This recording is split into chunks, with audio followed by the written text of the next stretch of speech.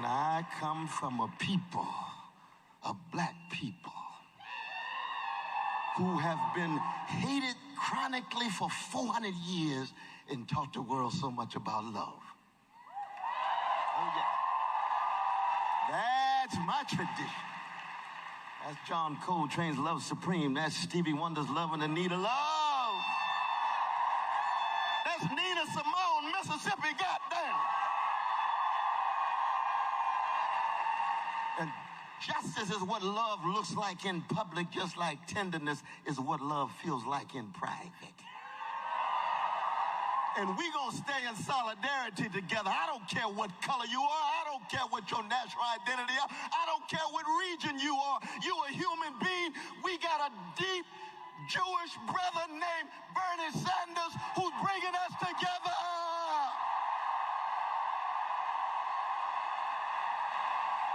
And it's a human thing. Do you feel it, New Hampshire? Do you feel it in your guts? Do you feel it in your soul? Do you want a better America?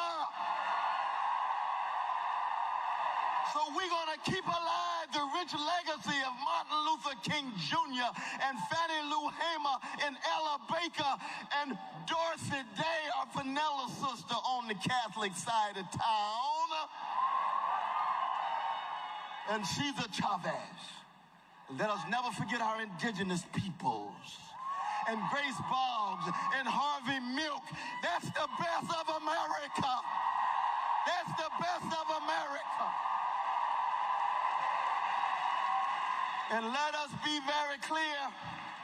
We're living at a moment where the very future of a democracy is at stake.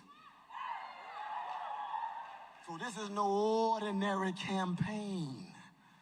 This is a movement that has a spiritual, and for me as a Christian brother, a spiritual and moral coming together. Strong coming together. It's part of the genius of Hebrew scripture. I don't care if you're Muslim. I don't care if you're Christian. I don't care if you're Jewish. I don't care if you're Buddhist, Hindu. It says the spreading of Hesed, the spreading of that steadfast love to the orphan, the widow, the fatherless, the motherless, the oppressed, the occupied, the dominated. It's rooted in the best of America, but it looks to the world and it says a precious baby in Ethiopia, in Guatemala. It could be in Tel Aviv or Gaza. It could be in Argentina. It could be in New Hampshire. They all have the same value. They all have the same significance. Yes, that's a moral and a spiritual dimension. And I thank God my dear brother Bernie Sanders has got the integrity, the courage, the vision to bring us together and say, not a milquetoast neoliberal running against the gangster.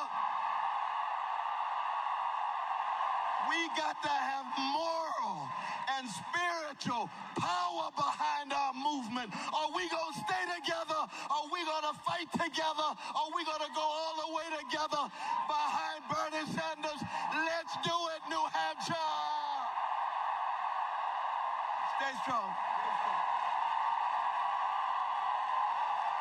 So what happens in a more and more loveless society?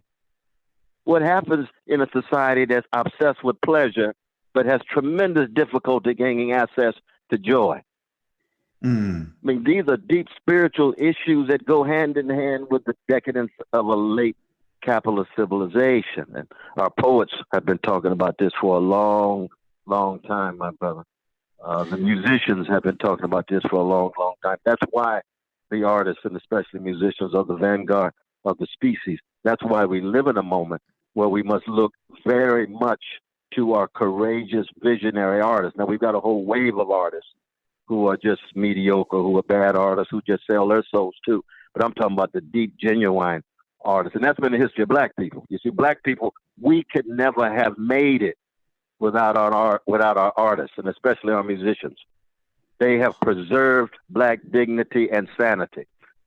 And Jay-Z is a genius, but I'm critical of a lot of Jay-Z politics, but Jay-Z's art informs me in a very profound and wonderful way. Also remember you when you've talked about the cult of smartness and let's try to be wise and let our phones be smart. What I wonder about is what is the bridge? A politics that comes from so much empathy, but also doesn't necessarily generate the power in the Machiavellian sense to take on power, or have the kind of like spiritual nourishment for less of a, sometimes when I talk about this stuff, people look at me with a side eye, no, there is a spiritual dimension to this. What does that mean? That people have to meditate, that people have to listen to great music. I don't know. What is the bridge to engage it? Because I know that there's a whole emotional landscape that you speak to where if we don't access that, we cannot get to our destination. And I want to know what that bridge is. So it does make sense to me, but I want to know how it's actually created in people's actions and practices every day. Well, I mean, it's got to go back to, the formation of the children in terms of the socialization of young people through civic institutions, from family, mosques, synagogues, churches, schools, temples, sports connections, music connections, all of those things. When they get weak, then there's no doubt it's going to be difficult. You can call it soulcraft. The institutional mechanisms of soulcraft. How are the souls of people shaped? How are their personalities shaped? How are their characters shaped? What kind of values and virtues and visions do they have access to? Now, again, the history of black folk is something that I think is quite instructive. Anytime the whole nation has the blues, that means that nation can learn a whole lot from the blues people in its midst. And the history of black people is one in which it looks as if we have no way out. I mean, that's what Henry Howland Garnett said in 1836. Black folk, never confuse your situation with that of the Israelites of the Hebrew scripture. For us, Pharaoh is on both sides of the bloody Red Sea. What you gonna do when you live in a life in which Pharaoh's on both sides of the bloody Red Sea? But that's probably what Afro-pessimism is about. That's what our dear brother Frank Wilderson and others are talking about, right? Black folks' lives just cows waiting to be slaughtered. Well, there's a sense in which that's true, but that's not the last word. But what have black people done? Well, we had to create on the margins structures of feeling, structures of value that were in America, but not of America. And politically, when it came to the contestation for power, the best of the black tradition has recognized that both parties has never spoken in any serious way to our plight and to our predicament. So that either we had to hit the streets, we had to go to jail, that most of our leaders who told the truth knew they were going to be assassinated, literally, or their character assassinated. They knew that those leaders would be crucified, lied on, misunderstood, but people still were not fearful. They were not fearful. Brother Martin used to say, I'd rather be dead than afraid. Marcus Garvey always had a folk at the very beginning of every rally. The Negro is not afraid, has no fear. And all of us have fear, but courage is a working through fear. So do you have to have courageous folk who are willing to cut against that grain? And the music and the literature and the painting provide some alternative vision of the reality you're in. The great August Wilson, the great playwright with his 10 cycle plays of Fences and so forth. He used to say every time a artist, especially a black artist, produces, they're authorizing an alternative reality. And you can't sustain a left movement without authorizing an alternative reality that is not just contra what's in place, but actually is a positive, constructive vision analysis, and most importantly, courage of willing to live and die. And he is a intellectual who's committed to getting us to see with different analysis, getting us to discern with different lens through which to view the world. And that's what serious folk do. And of course, that's precisely what great poets do. Shelley says poets are the unacknowledged legislators of the world. That's the last line in Defense of Poetry, that posthumous text that he published after he after he died in his young life. He's absolutely right. He said, how do we see differently? And it's hard to see differently if you're just locked into corporate media. But we have some alternative lens to look at the world. And no, none of us have a monopoly on truth. We all in this jazz orchestra together. We're raising our voices, trying to empower others, all with a partial view, none of us having the full truth. But together we come closer to reality with more love, commitment to justice, more courage, and then go down swinging before the worms get our bodies. So if I'm hearing you correctly, it almost seems to me like if you take time to read something that doesn't necessarily, you can't quantify reading a novel. That's right. You can't place a value on it. But when you step and you reclaim time to do that, you're actually in a very small way prototyping or enacting a very different reality. That's exactly right. That's exactly right. That's why the Socratic legacy of Athens is so important. And Socrates says, look, I'm going to examine myself and society critically, and I'm going to be faithful unto death. And that example itself will serve as a catalyst for other people to see themselves differently. It will provide a process to see themselves differently through self-criticism. And I would say the same thing about the prophetic legacy of Jerusalem. That's precisely what Esther and Amos and Jesus and Muhammad are about. I want you to see the world differently. I want you to be able to keep track of the suffering, keep track of the misery, and to respond to it in such a way that is tikkun olam. You can change it. You can amend it. But then you have to have the scientific legacy of the Enlightenment, which is to say you're going to need some analytical tools. You have to understand what capitalism is all about. You're going to understand what these forms of imperialism are all about. You have to try to understand gender, not in terms of some abstract category, but ways in which male supremacy have been shot through pre-capitalist and capitalist and white supremacist practices. And the same is true in terms of transphobia, homophobia, and what have you. But in the end, it's going to be a way of life. And this is something that is very difficult, I think, in our civilization. Most people have a lifestyle rather than a deep, serious way of life. So the lifestyle comes from the market, the titillization, the carrots, the status, the money that's dangled in front of us, and we're obsessed with success. And we lose out on moral and spiritual greatness.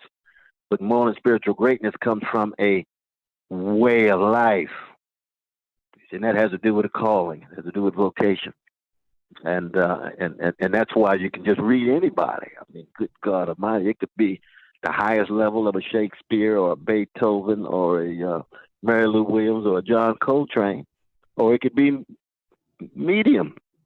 You know, you could be listening to some of the popular groups around who are wonderful, but they ain't Beethoven. You know, they're wonderful, but they're not Mary Lou or Coltrane. That's all right. Everybody don't have to be at that high level.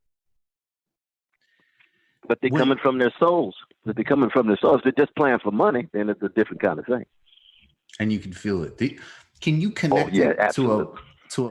So he's looking for scientific tools that will help provide illumination to get people to see what's really going on, to get beyond the commodity form and see commodities not just as things, but as relations, to see working people not just as employees, but in power relations in the workplace, asymmetric power relations in the workplace vis-a-vis capital, and why it is that capital doesn't want them to organize, why it is that capital will crush them when they present any kind of threat to the profits of capital.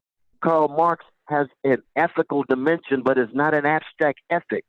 It's a deep concern tied to freedom. And he gets it from Schiller's Letters on Aesthetic Education. He gets it from Hegel. He gets it from, he himself was a poet. He wrote magnificent volumes of poetry to Sister Jenny, who was his wife, who was upper class, and he had to marry across class lines, and her family never wanted to come close to him and so forth. So he's got this romantic sense tied to vision, imagination, transformation. And he thought that the only way you do that is overcome the forms of alienation in capitalist society. And alienation for him was a power relation in which working people being exploited were unable to see enough and be unable to organize strong enough to have their dignity affirmed and to live lives that flower and flourish. Could you leave us with one daily dying note, something we could take with us in our own daily death? Oh no, it would be a blue note. And the blue note was always tell the truth at any cost. Bear witness to love with all the risk. And then intervene in a situation not of your making where you have to work with what you got. You see, that's what Bessie Smith did. And that's what Howlin' Wolf did. They always told the truth. They bore witness to the love inside of them. They always knew they had to work with what they got. No matter what kind of guitar they had, no matter what club they were, they're going to still be true to themselves. They're not going to pose and posture. I was just talking to my dear brother, Bootsy Collins. Love that brother. We worked on the album together, Funk Capital of the World. He got a new album coming out. He's one of our great geniuses. I want to hear that. And the fundamental thing is you can't fake the funk. We can't have phonies. People posing and posturing. They one thing and they're not something else. That's what we love about blues folk. That's what we love about Malcolm and Fannie Lou and Martin. They said what they meant what they said. And that's what we have to have. And so even in this moment in which we have to have anti-fascist coalition, anti-fascist practices, anti-fascist text, anti-fascist sensibilities and what have you, just don't lie to the people. Don't lie to yourself. But what that allows me to do is still, recognize that I've got to be humble enough to try to learn from others and humble enough to try to understand people's situation. But I still come down strong in terms of the truth that I try to tell, in terms of the witness that I try to bear and the justice I try to seek. And in that sense, I want to be a blues man in the life of the mind. And that's one of the highest compliments one can ever have. Somebody call you, Brother Michael Brooks, man. You like the blues, man. Ooh, Lord. Am I that for real, even given my hypocritical proclivity? You sure are, Brother Brooks. Then you're going to do your thing, man. Have your radio show, write your books, and keep fighting for poor people and oppressed people around the world and pay any cost. Yeah, that's the kind of Michael Brooks I am on the vanilla side of town. The blues is not in any way tied to skin pigmentation, my brother. No. Blues is a way of life open to everybody. I love music. I really do. On my gizmo here, on my iPad, you'll have the complete works of Ludwig van Beethoven. On the other hand, I'm a big fan of Willie Nelson, and I like country music. Willie came up some years ago and campaigned for me. We had a great time, and I love his music. I would say my music was shaped in the 60s by Motown, by the Supremes, by the Temptations, and that's kind of it.